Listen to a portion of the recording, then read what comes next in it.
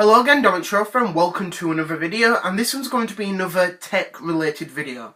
And this one is actually going to be about the PlayStation TV, or as it was known in Japan, the PlayStation Vita TV. Now, for those that don't know what this is basically a micro console that Sony made. And it's basically a little console box that allows you to play PlayStation Vita games on the television via this console. And when you look at it, it's really, really small. It's just, this is basically, like, this is the system. You know what I mean? This is really, really small. Just so tiny. And I think it's even smaller than the flipping Ouya, you know what I mean? That is small as well. But this basically, I'd say, outbeats it really, really, so much, you know what I mean? But yeah, it's quite a small little box. And I think the idea of it, you know, the concept of playing Vita games as well as the digital library on the television is pretty cool. You know, we've seen that before with Nintendo, you know, with the Super Game Boy for the Super Nintendo, the transfer pack for the Nintendo 64, as well as the Super Game Boy, the Game Boy Player for the GameCube. And then we also have the Game Boy Advance and the DS Virtual Console for Wii U. So, we have seen it in, you know, the past and stuff, and even the present. So it's nice that, you know, that Sony actually gave that idea to the Vita. Because it's actually not a bad device if you want to play all your Vita games on the television. So, yeah, that's just how it goes, really. So I'll show you the sides and stuff. So, obviously you've got there, you know, you can't really see it there, but it says Sony, if you can see it there. It's worse. Yeah, you can see it there, sort of, yeah. Right there. Yeah, it's worse with it being fully in the device and stuff, but it's just how it goes. There's nothing on there. On the back of it, you've got all the ports and stuff. So on that side, you've got the port to, you know, plug it in and power it up. There you've got an Ethernet port, so if you want to use wired connective internet if you want. Another port which is the HDMI, so you know you play it through HDMI, USB port as well as a card port, and there's also a switch there to turn it on as well. That port is obviously to connect your Vita card to it. You know, if you want to connect it from your Vita to the Vita TV or PlayStation TV, you know what I mean. So yeah, it's not a bad little box and stuff. Really, really nice. Oh, something I forgot to show is there's a port there as well, and basically that's to put your Vita games in it. So it is, you know, Vita card compatible, which obviously makes sense if you want to take your Vita games out and put it in there. So that's, you know, and also a little nice thing. And I like it's just got this little port on there, so you know, you put it in and then you close it. It's quite nice actually, really, really good. Now, one thing with the console, obviously, it uses, you know, controls and stuff. So I just got a notification, that's all. Now, the thing with it is, obviously, you can use a DualShock for PlayStation 4 controller. And it's, honestly, it's quite nice to play these games with an actual controller, even though, obviously, it's built for a handheld, you know what I mean? But it's quite nice, it really, really is. Really, really comfy. Plays well with the PlayStation 4 controller.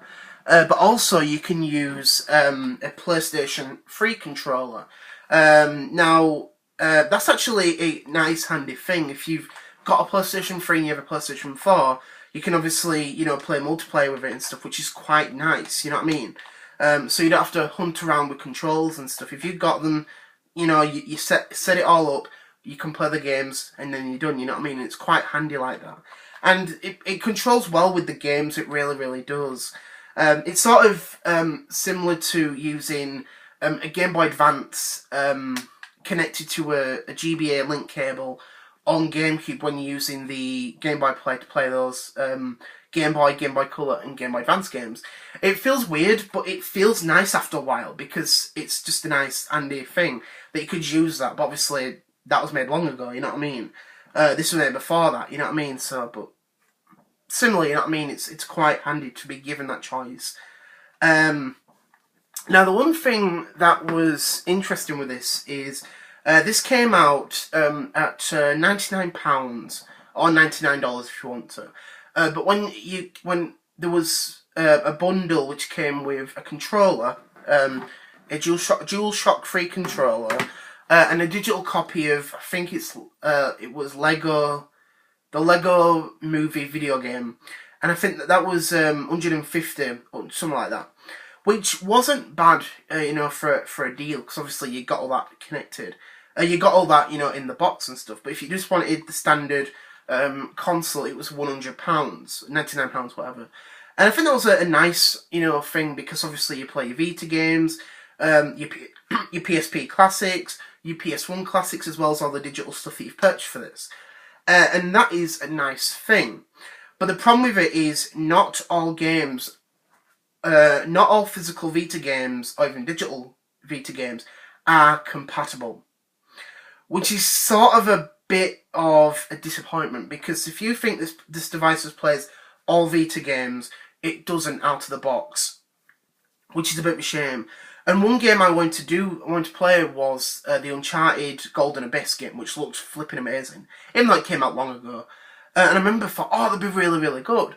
And I did a bit of research about this, and it turns out that this is not it is not PSTV compatible. Which is a bit of a shame. So basically, if you want to play that game, you need to play it on the actual handheld Vita. Which is a bit of a letdown, but that's, unfortunate with this device. But one thing is, lots of games were actually made compatible on this device. So if you're out somewhere and, you're playing your PS Vita, you get back home, you want to sit on the couch, and you think, do you know what, I'm going to play this game on the television, just connect it to the Vita, to the PlayStation TV, and you're done. You know what I mean? And that's a nice thing with that. So yeah, that's just how it goes and stuff. Really, really, interesting. The console itself has a gigabyte of storage. So if you've got a bit, to download and stuff, that's quite handy. But obviously you need a memory card. Which obviously the memory cards just get a lot of flack. And I totally agree, because the memory cards for this device, well, the Vita memory cards, are proprietary. Just like with the PSP ones, they are proprietary. And no other card is compatible with it. So if you think micro SD cards work in this, they don't, which is a bit of a shame. So what you've got to do is you've got to get those, those proprietary memory cards. And even though they're a bit cheaper now, they are still expensive. When they came out, they were ridiculously expensive. And that's one of the things that puts people off with the Vita or even the TV micro console version, because those memory cards are so damn expensive. As I just said earlier, they are a lot more cheaper, but they are still expensive. And a lot of people don't really like this with this device, which is a bit of a shame. But when you get past it, this is still a good little device.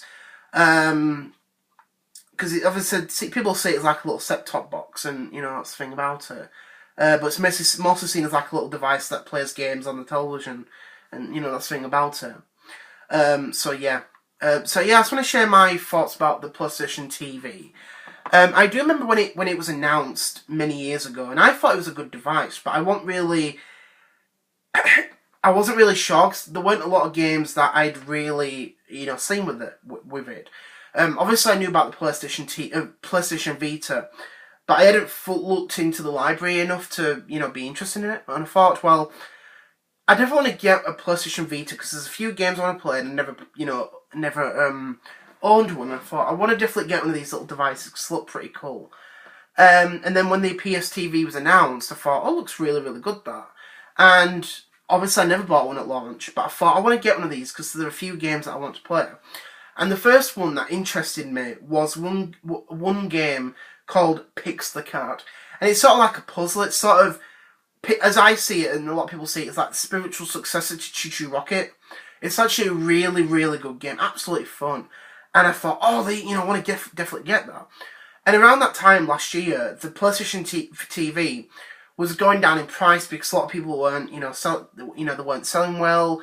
A lot of people didn't really, care about it, and most stores just wanted it out of there. And unfortunately, because of that, and as well as the Vita sales, it didn't sell well. And it discontinued on Leap Day last year, February 29th, 2016. And I read about that and I thought, that's a shame to it, that they've discontinued this product. And prices of it were going down, down, down. And I got one online for £35, which ain't bad, you know what I mean? Especially when these retail for £99, £100, whatever. And I thought, that's not bad, you know what I mean? And I played a few games on it and, downloaded a few on there. And I've enjoyed it so far. There's a lot of great games on there that make this worth owning. But I know a lot of people will just stick with the standard Vita if they just want to play them on there, because the Vita obviously has the full compatibility of all the games, and this little device lacks certain games to be played. So basically, if you want the full Vita experience, you need both a PlayStation TV and the actual handheld console. And that's a bit of a shame, but that's, just how it goes and stuff. Because I know that a lot of developers did fully enhance and make the games compatible on this device, but a lot of them didn't. So that is a bit of a shame with the device. But one thing about it is this device well worth owning? That's a good catch that I almost dropped it on the floor. Is this little device well worth buying and stuff? I would say so, but obviously just remember about the memory cards, you know what I mean? Because they are quite expensive. Not major expensive like now, back then, but they're still, they're still a bit pricey. If there are a few games that you want to play on this, it's well worth it and stuff. It's a great alternative, if you want to play PS1 classics and PSP classics on here. Because obviously it's a little small device and you can download or transfer, your PS1 classics or whatever to this. But just remember, you need storage, extra storage for this, which is a bit of a shame. But if you're interested in this device, these are well worth tracking down, because they're really cheap. Sony discontinued them last year, and it's well worth getting into the Vita library. But as I just said earlier, just remember, all the games are not fully compatible on there. So if you want to play those games, like the full compatibility, I would say go for the handheld version. But if you just want to play a few games on here, get the PS TV. It's a lot of great games on here. And it probably will end up making you want to get the Vita handheld, like myself. Because I don't own one, but I want to get a Vita handheld. It looks amazing and stuff, and to play those games on a handheld would be amazing, you know what I mean? So, yeah, I definitely will be getting one of those in the far future, whatever. So, yeah, PlayStation TV. Interesting little device. I just want to say thank you very much for watching. Hope you enjoyed my video. And I'll be uploading another one later on, which is a Doctor Who related video about the recent new trailer for the Christmas special this month. So I just want to say thank you very much for watching. Hope you enjoyed the video, and I'll see you later on in my next video. Bye!